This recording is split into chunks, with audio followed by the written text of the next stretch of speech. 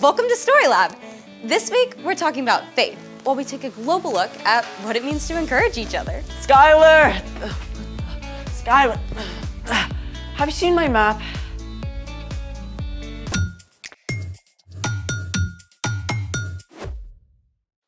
Hey, I'm Skylar. And I'm Sebastian, We're talking about faith.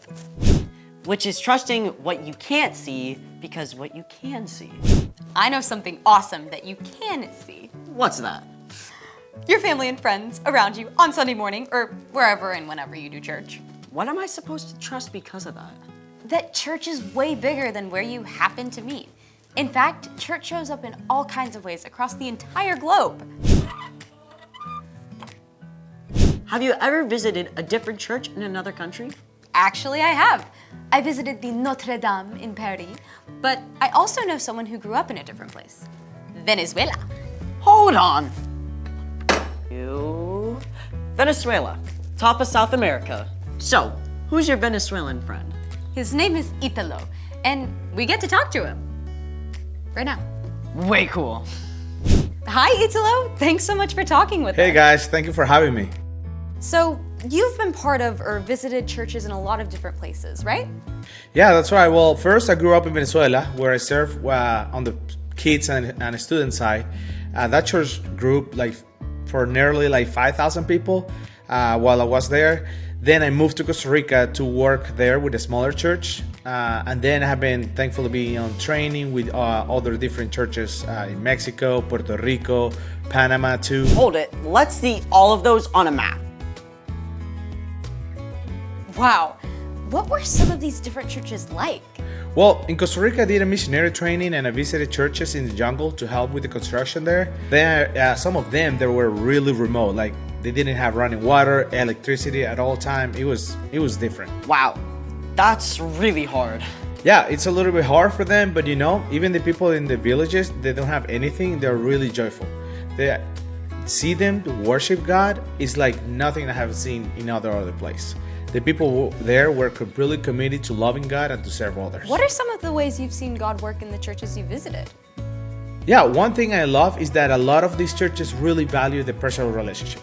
When you're going to these churches, even if they are small or bigger, the people know your name. Like you feel when you go to a church, you are part of like a family. And after church, the people just hang out, they share a meal. It's not just come here, sit down, and that's it.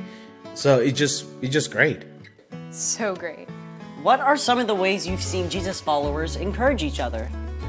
Well, one church I worked with in Puerto Rico was growing super fast, but they didn't have a building. So another church said to them, hey, we're not using our building in the afternoon, so come and just use it for free. Like just have your church in our church. That's awesome.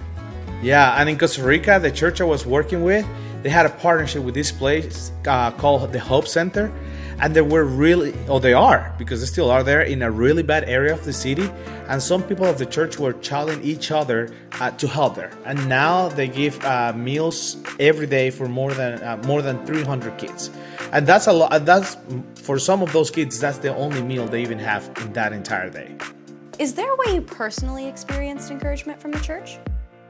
Yeah, for sure. Like, for example, this one family opened up their home for me to stay with them for almost 5 months. They even gave me a chance, to just come to the United States, stay with them, like no charge. They fed me, they gave me a room for myself. They didn't ask for anything. They just want to make me be part of their family. That's so cool. Italo, it has been great talking with you. Thank you so much for your time. No, thank you guys for having me. It was a pleasure.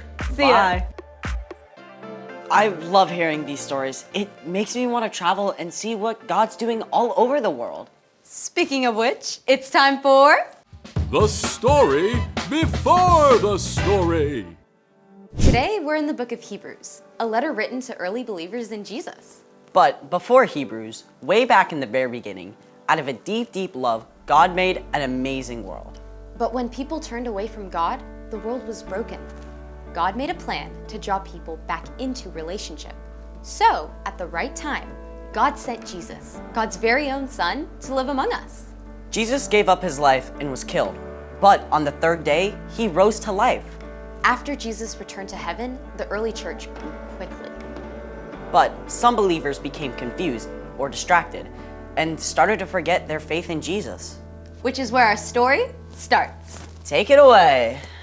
Hey everyone, I'm Erica. Hey, Erica. The book of Hebrews is a letter written to Jewish believers in Jesus, likely by a friend or follower of the Apostle Paul. The writer wants to remind these believers that Jesus is more important than anyone or anything else, ever. He challenges them to hold on to their faith in Jesus and to encourage others in the church to do the same. Chapter 10 says this: Let us hold firmly to the hope we claim to have. The God who promised is faithful. Our hope is in Jesus, who made a way for us to live forever with God.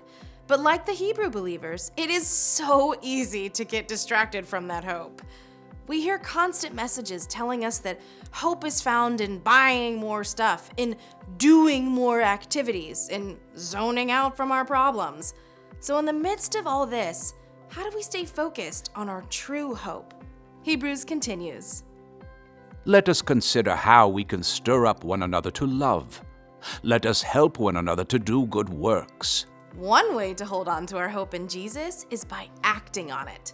We can encourage each other to show God's love to the world around us. Rather than just telling our friends to do good things, we can encourage them by living it out ourselves. So what do love and good works look like? One way to put love into action is to put others first, whether it's first in line or letting your friend choose the game you play together. Another way to show God's love is by sharing what you have. It could be sharing your lunch, choosing to give away some of your toys, volunteering your time to help someone out. And you can definitely encourage others with your words. Instead of complaining or grumbling, choose to speak words that comfort someone. Remind others that God is always with them and that God gives us the strength to do hard things. Now, let's wrap up our verse from Hebrews. And let us not give up meeting together. Some are in the habit of doing this. Instead, let us encourage one another with words of hope.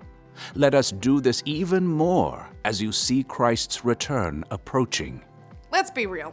Even though texting someone is great, it's just not the same as spending time with them in person. We need each other. One way to meet together is at church. It doesn't matter whether your church meets in a building or a storefront or even outside. It's the people who matter. Maybe it's been a long week and it would be easier to skip church altogether. You can tell your grown-ups you'd really like a chance to hang out with your friends at church. Another way to meet up together is to spend time with your small group or class, even outside of church. If you've got a game or a performance, you can invite your small group leader and friends from church, or go to their events to cheer them on. And you can meet together just by hanging out with friends who love Jesus. Let's see those verses again. Let us hold firmly to the hope we claim to have. The God who promised is faithful. Let us consider how we can stir up one another to love. Let us help one another to do good works. And let us not give up meeting together. Some are in the habit of doing this. Instead, let us encourage one another with words of hope. Let us do this even more as you see Christ's return approaching. At the end of time, Jesus will return, and God will make right everything that's wrong. Only God knows when that will be. But in the meantime, we have an amazing opportunity to encourage each other to stay strong in our faith in Jesus and to show God's love to the world. The end. So, church isn't just for learning stuff about God. It's also about the people we meet and helping each other be strong. Exactly, because our faith is stronger together. So, what's our part in the story? Sometimes it's tempting to be a loner. You don't feel like you fit in, even at church.